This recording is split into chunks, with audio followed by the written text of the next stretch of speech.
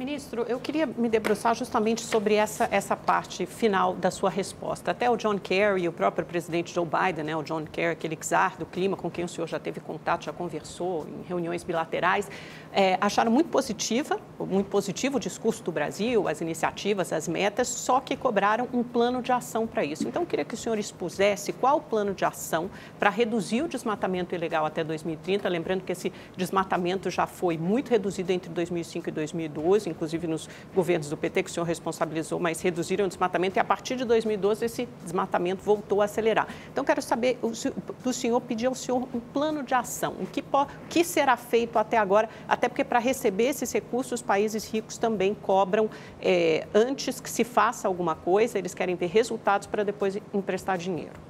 Bom, então, importante a sua pergunta, mas importante contextualizar. O desmatamento no Brasil, como você citou, já foi 3 vezes mais do que é hoje.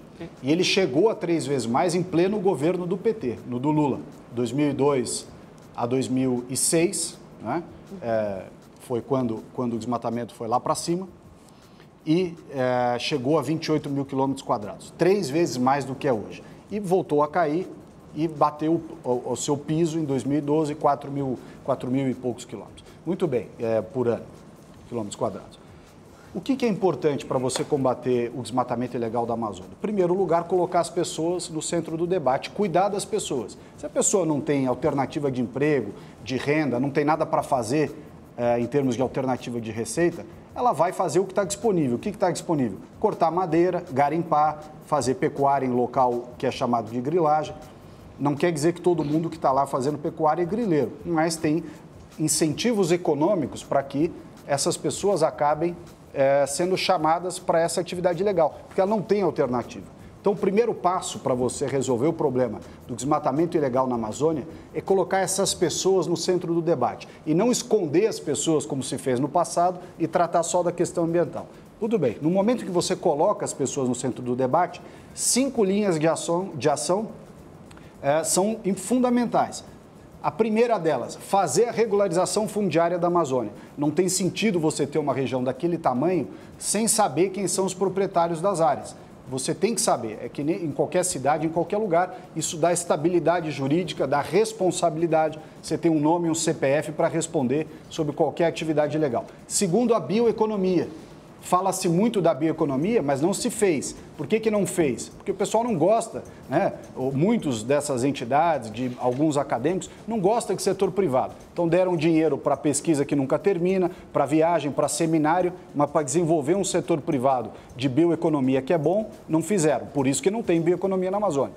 Terceiro, zoneamento econômico ecológico, que equivale a um plano diretor, igual você tem nas cidades, você orientar o ordenamento territorial, né, como se faz a ocupação sustentável daquela região.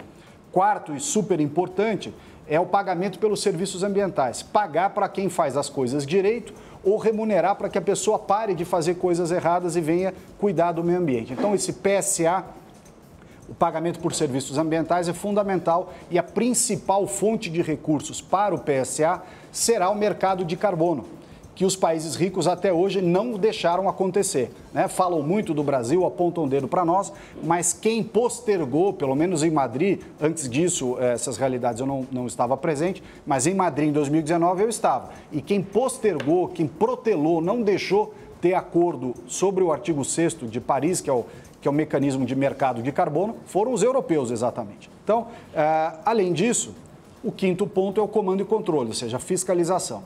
Que plano nós apresentamos? A pedido dos americanos, tá? A pedido dos americanos. Nós apresentamos um plano de ação de 12 meses, que faria com que o desmatamento pudesse cair, o desmatamento ilegal caísse de 30% a 40% em 12 meses.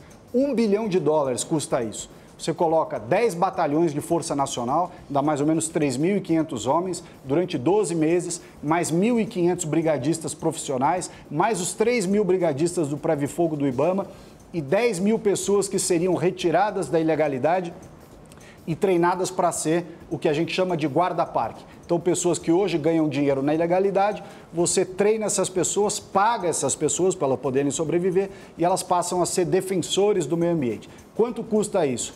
E toda a parte de incentivo econômico, o PSA, como eu já falei, $1 bilhão, 1/3 para comando e controle 2/3 para incentivos econômicos e sociais.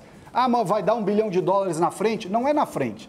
O Brasil tem 15, 20 anos de coisas positivas já muito bem feitas e a gente não recebeu por isso. Te cito 3 exemplos que eu tenho chamado de calote ambiental.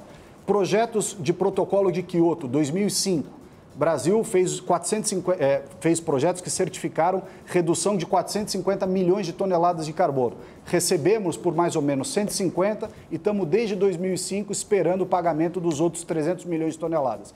Desde 2005, 16 anos esperando. Depois, Acordo de Paris. No Acordo de Paris, os ricos prometeram $100 bilhões para os países em desenvolvimento. Então, disseram o seguinte, venham dividir conosco o prejuízo que nós, ricos, fizemos à camada de gás, à atmosfera, porque eles tiveram um processo industrial, eles, locomotiva, indústria, durante 200 anos. E continuam sendo eles que queimam combustíveis fósseis e emitem, de longe, a maior quantidade de gases. Mas, mesmo assim, eles nos chamaram para dividir uma fatura que é deles. Eles criaram o problema e eles continuam agravando esse problema. Nós dissemos, ok, assim como outros países em desenvolvimento, dissemos, ok, vamos participar. Em troca, $100 bilhões por ano para os países em desenvolvimento. Nada até hoje, zero. Aí, RED, Sistema RED+, REDD+, que é o artigo 5º do Acordo de Paris, são as reduções voluntárias. O Brasil mensurou de 2006 a 2017, durante 11 anos, 7,8 bilhões de toneladas de carbono evitadas na atmosfera em razão da redução do desmatamento. Se você negociar essas mesmas 7,8 bilhões de toneladas no preço que se pratica na Califórnia, o Brasil teria um crédito de 133 bilhões de dólares, coisas que a gente já fez. Quanto que a gente recebeu por esses 133? Um. Então, essa história de falar, faz primeiro, eu te pago depois, nós já fizemos. Nós estamos fazendo há 15 anos. E há 15 anos que a gente não vê a cor do dinheiro.